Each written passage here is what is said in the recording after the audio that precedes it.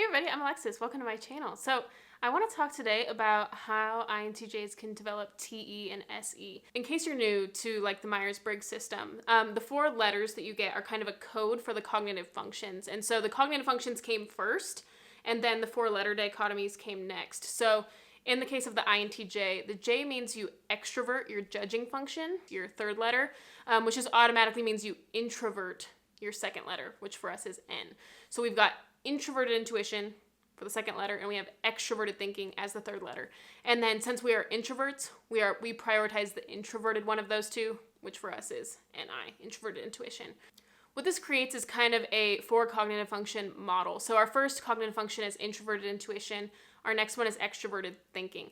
But it does drop down into four cognitive functions. So our third one is kind of the opposite of extroverted thinking. It's introverted feeling. So the opposite of introverted is extroverted, the opposite of thinking is feeling. And then our fourth function is extroverted sensing, because the opposite of introverted and then sensing is the opposite of intuition. So it kind of creates these four functions in us, and they interact in very specific ways, I would say. So NI is our first function. It's introverted intuition, and it's all about kind of how our inner mind forms patterns. Out of all the cognitive functions, this is the one that's actually most difficult for me to describe. And I've heard this phenomenon is common when it's your dominant function, because it's kind of like the water that you swim in. It's like hard to describe the ocean, like if that's all you've ever known.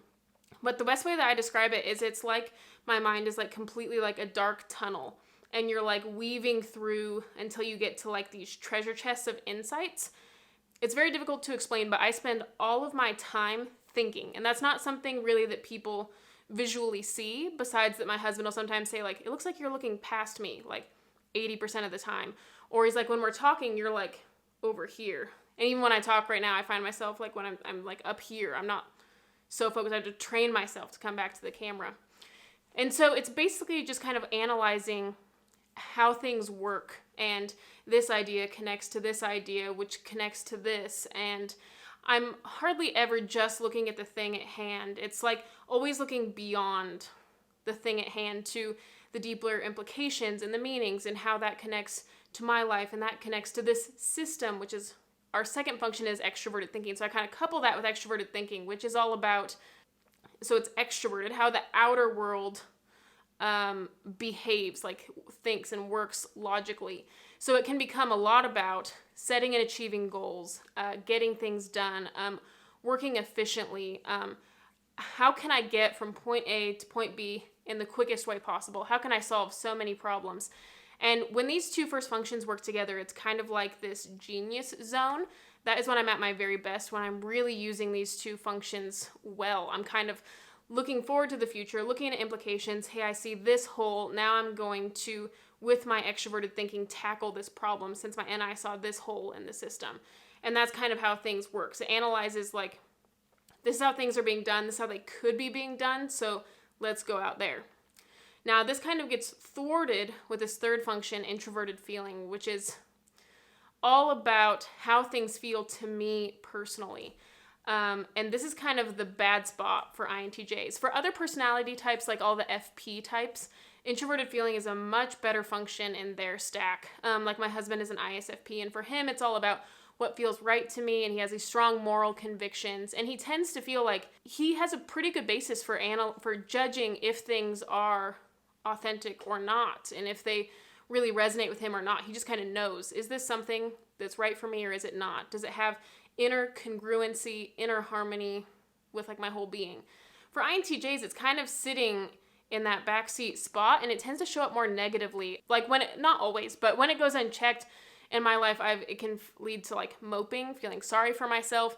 It's basically the opposite of extroverted thinking. So if extroverted thinking is going out there, getting things done, accomplishing things, for me, this introverted feeling function is just all about not getting things done. I feel sorry for myself. This is why I shouldn't get things done. I can't believe that this happened to me. And it gets kind of in cahoots in this loop with our dominant function, introverted intuition. It's like, well, things are just pointless, and it leads to this nihilism that's like, the future is always going to be sad, and I'm never going to amount to anything, and I'm a bad person, and I'm not doing enough. And it really can just be this shame pit, and that can go on. People can have these long stretches of time where they're in that loop. It could be months.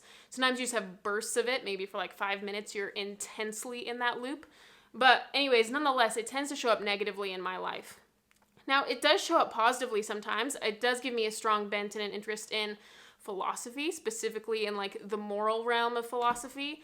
I can be very interested in the moral realm of politics, but that can lead to some not good behaviors, I would say. And most of the time, I'm not using it in a good way.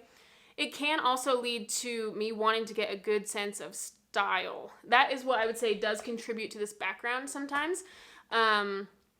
Sometimes people just seem like, oh yeah, that seems like in alignment with me. I like their style, and that kind of coupled with SE kind of created this background, for example. So yeah, let's just talk about SE. So SE is the final function, and that is all about being in tune with the present reality. And my husband's an ISFP, so that's his second function. We're kind of like same function, just reverse order. I'm always amazed at how much energy he has. Like extroverted sensing has so much energy to burn, whereas introverted intuition has just no energy at all. I find myself feeling so just lethargic. I do not think about when I need to go to the bathroom, if I need to drink water, if I need to eat. I don't think about any of those sorts of things. I also don't tend to think about how I present on camera. So it took several videos for me to develop something that I actually enjoyed watching. To the point where I now speak much faster than I naturally would. I'm more animated than I would be. I smile more. I try to look at the camera more. But that's all me developing extroverted sensing. Whereas naturally, like if you look at my first video, I'm just kind of sitting there and I'm like off. Speaking so slowly, so quietly. I mean, that is kind of the natural state. Whereas I'm trying to develop more sensation right now, the way I'm speaking. And it's all about being in the present moment. He notices the way things feel. Whereas introverted intuition is always kind of looking past things. I'm never noticing how things feel or how things look. I'm always like looking past things. He is a lot more quick-paced. He's very in the moment. He doesn't take nearly so long to think about things. It's a very quick function. Whereas introverted is very long and drawn out. So when it's used as a strength, these people are very good. All the SP types have extroverted sensing as a strength. And they tend to be very good at any physical things and so they're great at sports, very quick reaction time. But for me, it tends to be just like an absence in my life. I don't most often do something very negatively with it. There have been times in my life where I eat an excessive amounts of junk food, impulsively buy a lot of like clothing and perfume and things like that if I'm in like a SE grip, as it's called. But most of the time in my life, the way extrovert sensing shows up is just not at all. It's a lack of attention to my body, a lack of knowing what I need to eat and drink. Analysis paralysis is kind of an example of not using SE. SE makes decisions very quickly, whereas NI will tend to kind of stew and ruminate. Should I do this? I don't know. And just kind of hem-hawing for years and years. So with all that being said, I wanted to make a video about how to develop TE and how to develop SE, because I have spent a lot of my time in a loop. And I think there are different reasons for why this could be. One, I think in particular, an instance to women is that so many women are extroverted feelers, meaning they're FJ types, and they thrive off of emotion in other people, and they want there to be a good emotional vibe in the room, and they're very interested in what other people's emotions are. And so I kind of learned a long time ago that TE and NI are not going to captivate a room. The FJs are not going to enjoy what I'm doing. So I basically had to put on FI more times than not, just so the FJs can just enjoy talking to me. Because eventually I learned that things just fall flat if I do not cater to these types of people. So I think especially since so much of the population are FJs, and so if you're an INTJ female, a lot of the women you're around are going to be FJs, it could be difficult to not fall into the FI loop. Especially because I think culture in general would like women to be feelers and kind of sees women that are not feelers just like weird, because it's only like 30% of the population of women that are thinkers. So the important reason for why this needs to happen is because I think introversion and extroversion are both needs. Like, for example, drinking water and eating food are both needs. You might have a preference that you enjoy food more than water, but at the end of the day, it doesn't matter what your preference is, you need both. And in my opinion, that is how it is with introversion and extroversion. You might prefer introversion, but you need both. Everyone needs time to go inward and to reflect and really kind of assess how things are going, and everyone needs to go out into the world and create and contribute to how things are going and impact other people. So with that being said, it's very important to develop that extroverted function, which for us is extroverted thinking. And at the same time, sometimes if the water that we swim in is NI, sometimes it become too much and we suffocate out that SE, and we can no longer accomplish our NI goals and dreams and aspirations because SE is holding us back. And so if it gets to the point where SE is holding you back because it's such a blind spot, you have to get that in check. Otherwise, you cannot operate highly with NI. So really, if you're going to serve the goals of being more balanced and extroverted, and you would like NI to be served to its fullest potential, you need to work on TE and SE. So there are a couple ways that I have worked on TE. The first way is that I have tried to start extroverting my thoughts more in a variety of ways. That has been helpful, one, in getting out of loops. If I'm feeling too emotional, if I can just extrovert those thoughts by talking to someone or by writing it out, I can get out of that loop much faster. I also have tried to start extroverting my thoughts by writing out my plans. For a while, I stopped for a while writing things down. I had always been a planner, always been the sort of person that was planning, had a planner, wrote things down, had alarms in my phone, and I just stopped doing it for a while. I was in a period of time where I was really in a loop.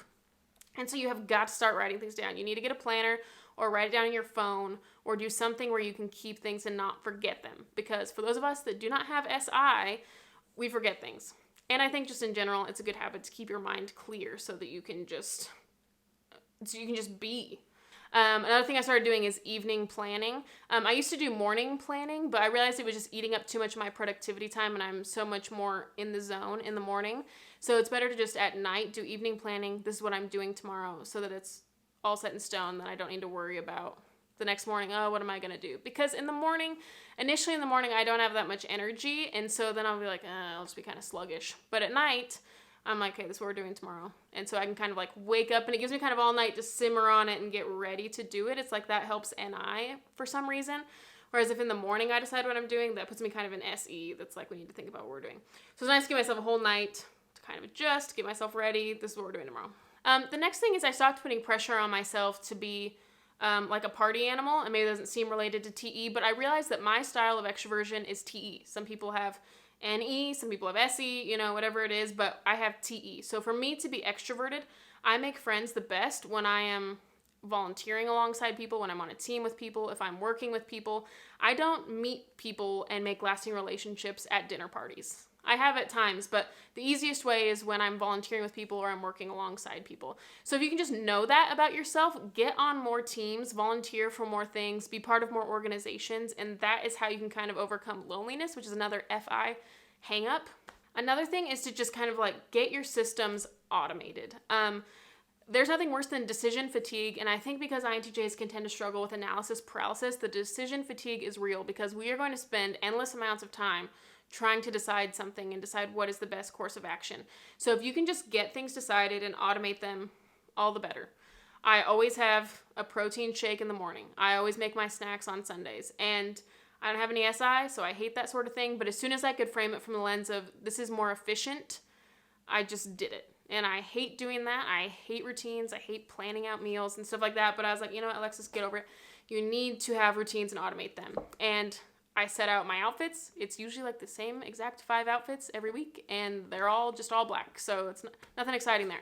But I set out my outfits every week. We have groceries delivered to us. Basically all the things I don't care about, I just get those automated so that I don't have to think about them anymore. I started theming my days. On Mondays I work on this, on Tuesdays I work on this, on Wednesdays I work on this.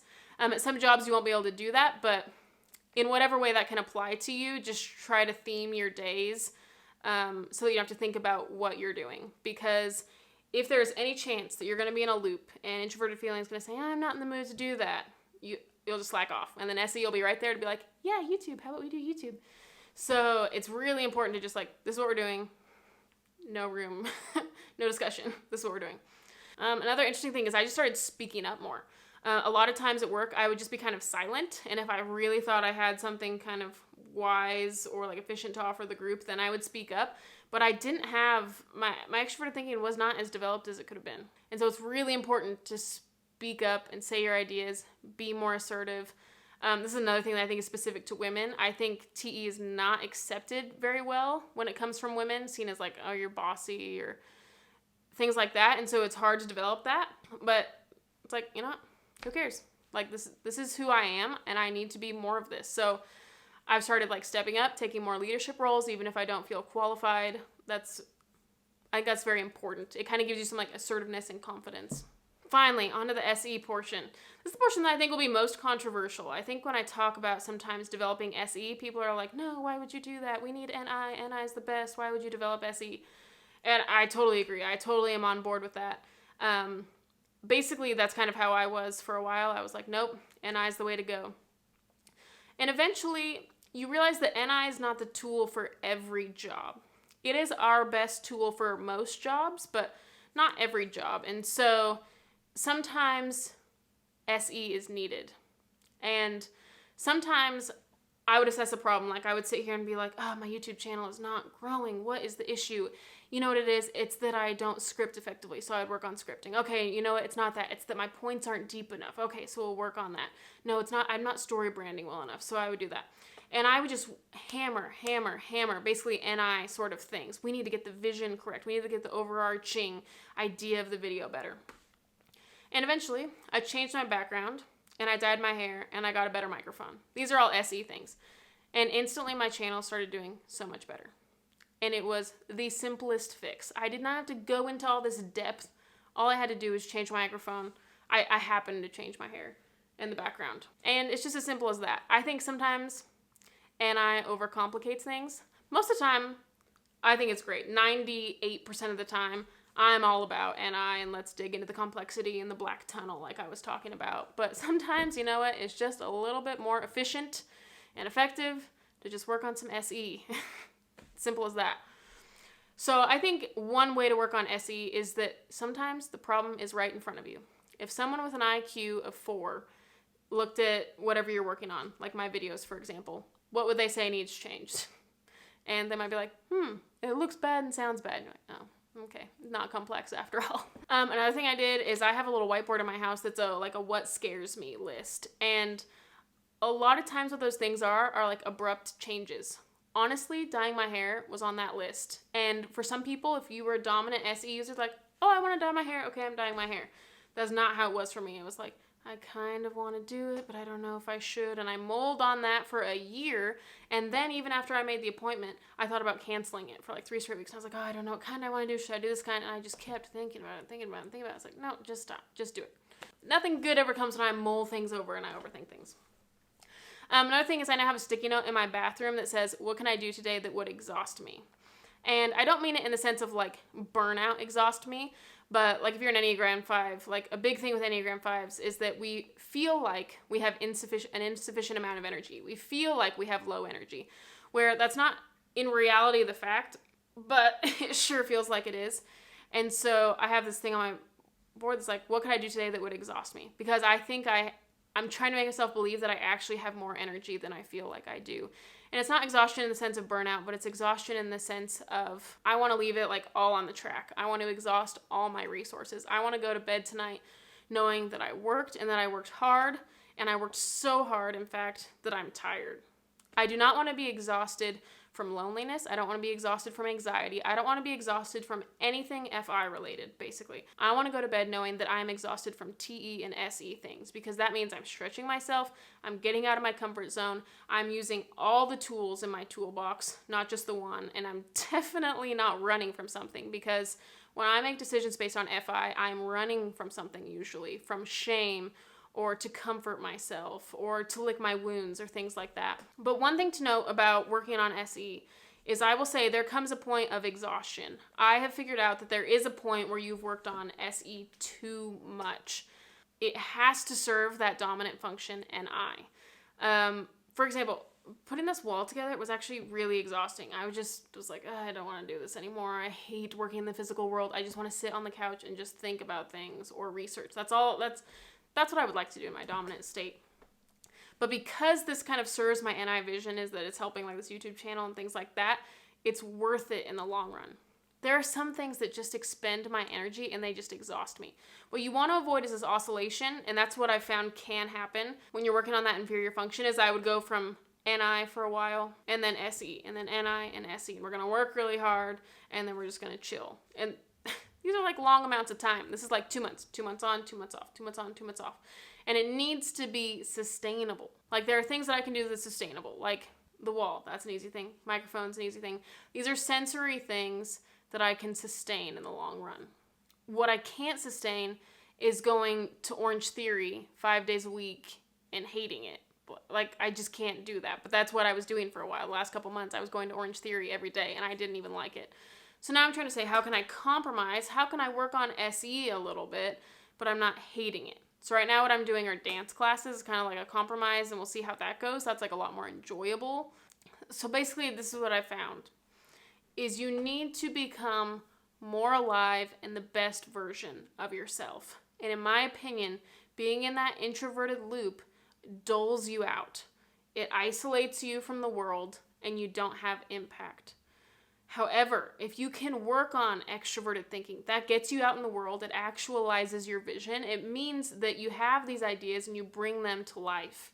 And if you have some sensation to go with it, some SE, it is like the sizzle to the steak. The SE is the advertisement that draws people in. They're like, ooh, this thumbnail looks interesting. And then they stay for the NITE. But so many INTJ YouTubers I would watch their videos, and they are speaking so slow, and they are so dull, no facial expressions, monotone. And I was like, oh, I think that's what I kind of naturally do. So I was like, I'm not going to do that. And so that's what you have to do. We live in basically a sensor world, and you kind of have to adapt to them. And you have to face it. Even I, as like an INTJ, we like it when people are animated, even though we're not even sensors. So that's just kind of a good people skill in general, is to be animated, show enthusiasm, so people know that, like, this is an important topic. This actually means something. This could actually benefit me in some way. But if you just look bored, then no one's ever going to take your message seriously. And that's where INTJs end up feeling all misunderstood, and they feel so lonely. It's like, just kind of be a more well-rounded version of yourself, and people will accept that because you look more alive and lit up, and that sort of thing is contagious. But if you look lonely and sad, no one's going to want to listen to what you have to say. And so that's kind of what's at stake if you don't develop these things. Now, you don't have to. You certainly don't have to. I'm not forcing anyone to do it, but I was skeptical at first, but I have found that, like, the fruit of it has been really beneficial, and I tried it out for a while, and I found that it was beneficial, so I kept doing it. And so that's just what I would challenge you to do. Just experiment with it. If it doesn't seem like it's going to be helpful, try it out. And if it turns out that it's not helpful, pivot and do something that is helpful for you. But the answer is not in your comfort zone. And so if you find that you want to just stay in your comfort zone, that's probably wrong. So do the riskier thing and, like, you know, do what scares you. Step out a little bit. So yeah, thanks so much for watching. I have an Instagram account if you guys want to follow me on Instagram, and I post videos here twice a week. If I'm using my TE well, I skip a video if I'm in FI, you know, so that happens sometimes. But I'm working on it, working on being more consistent, and it also doesn't particularly love being consistent. And I was like, if we have a real strong idea, then we'll film. And FI's like, if I'm in the mood, we'll film. And T's like, we need to do it. We have a schedule. Then this week a day we're doing this. On this day of the week we're doing this. And Essie's like, I think I just want to go to Chick-fil-A and eat Cheetos and stuff. I was like, dang it. Okay, so that's that. Anyways, thanks for watching this video. This is really long. My camera actually stopped recording in the middle because it was over 30 minutes, so this is going to be annoying to edit. But anyways, thanks so much for watching. If you have other ways, this was all off the cuff. This was me trying to develop SE actually in the moment. I was like, I'm just going to sit down, no outline, and I'll just kind of go off the cuff, which is not my best mode of operation, but it's kind of good to challenge myself like that every now and then, not every video.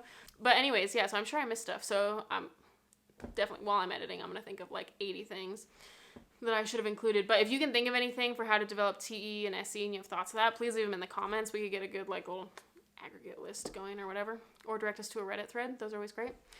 Yeah, thanks so much for watching. I need to wrap it up. Bye.